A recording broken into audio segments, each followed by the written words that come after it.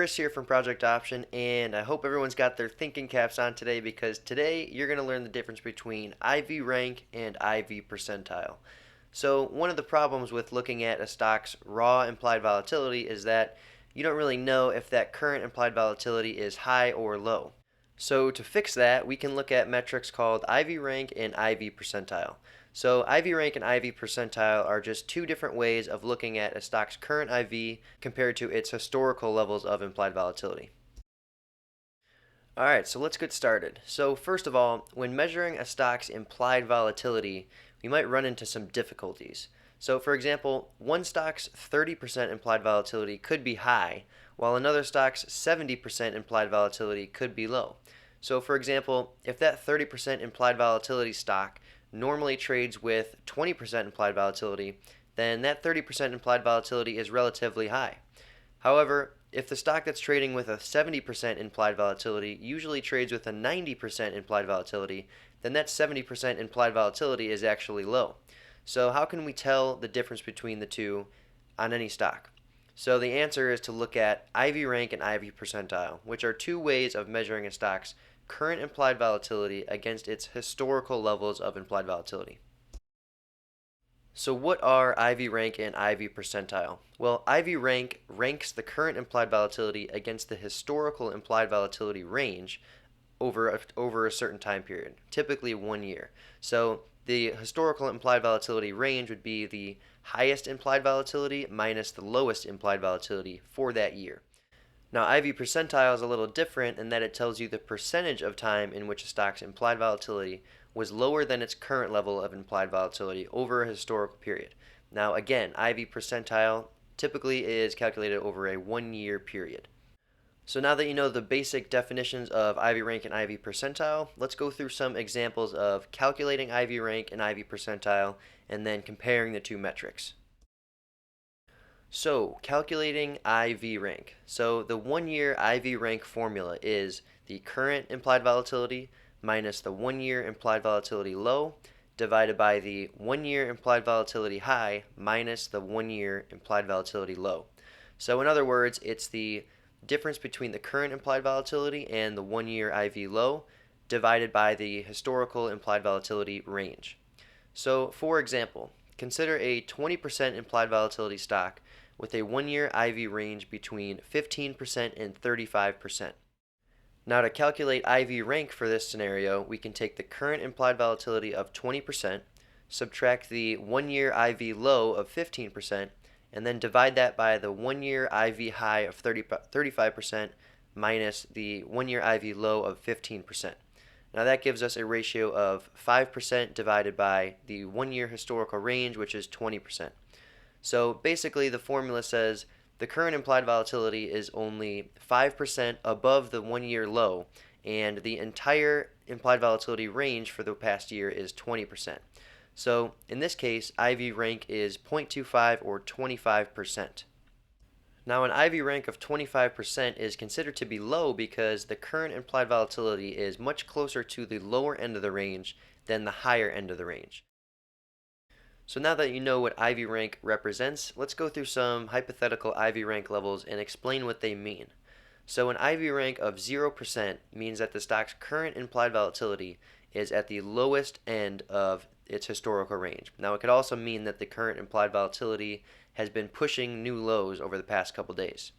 So an IV rank of 50% means that the current implied volatility is in the middle of the historical range. So if a stock's 1 year high implied volatility is 30% and the 1 year low is 10%, if the stock's IV right now is 20%, that would be an IV rank of 50%, which means the stock's current implied volatility is in the middle of its historical range. Now, an IV rank of 100% means that the current implied volatility is at the top of the historical range. Now, that could also mean that the stock's current implied volatility is pushing to new highs on a daily basis. So now let's talk about implied volatility percentile. So a 1 year IV percentile can be calculated by taking the number of trading days below the stock's current implied volatility and dividing by the total number of trading days in a year, which is 252. So for example, consider a 35% implied volatility stock in which the stock's IV has been below 35% in 180 out of the past 252 trading days. So the 35% implied volatility represents an IV percentile equal to 180 over 252, which equals 0.7142 or 71.42%. So that just means that over the past year, the stock's implied volatility has been below 35% approximately 71% of the time. Now on this slide we're looking at hypothetical IV percentile levels and explaining what each level means. Now I'm not going to read through each level because you can read it, but let's go through two examples. So the first example is an IV percentile of 10%. Now an IV percentile of 10% means that over the past year, the stock's implied volatility has been below its current implied volatility only 10% of the time. So most of the time the stock's implied volatility is above its current level. Now on the other side of things, if a stock's implied volatility percentile is 95%, that means that over the past year, the stock's implied volatility has been below its current implied volatility 95% of the time. So in other words, the current implied volatility is extremely high because only 5% of the days over the past year the stock has seen an implied volatility that's higher than its current level. So why do IV rank and IV percentile matter? How do you use these metrics in your trading?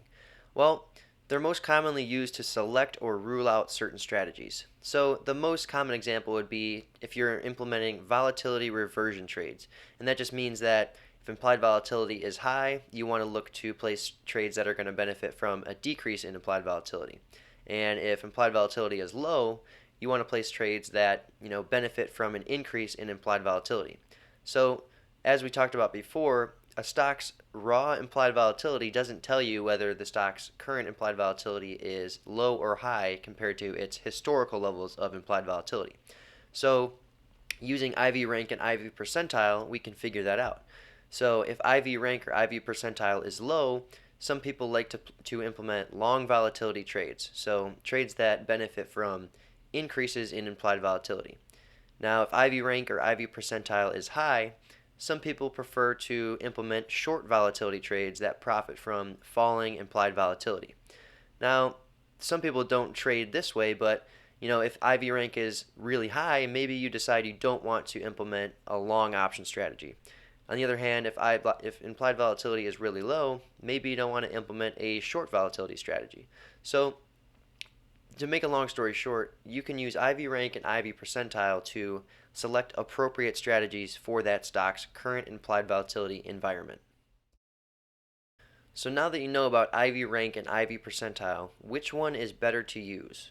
So IV rank does have one issue in that you'll get low IV rank readings after a significant volatility increase, even if the stock's current implied volatility is still relatively high. So let's go ahead and take a look at a visual example to see what this really means. So in this example, we're looking at the implied volatility of the S&P 500 and we're comparing that to the IV rank of the S&P 500's implied volatility. So as we can see here, the S&P 500's implied volatility traded below 20% almost the entire year until later on in the year, implied volatility spiked from 12.5% up to 40%. Now, as we can see, volatility trickled back down and came back down to 15%, and then as we can see in that shaded region on the right, implied volatility did spike back up to 25%. Now, after that spike to 40%, the 25% implied volatility reading gave an IV rank of less than 50%.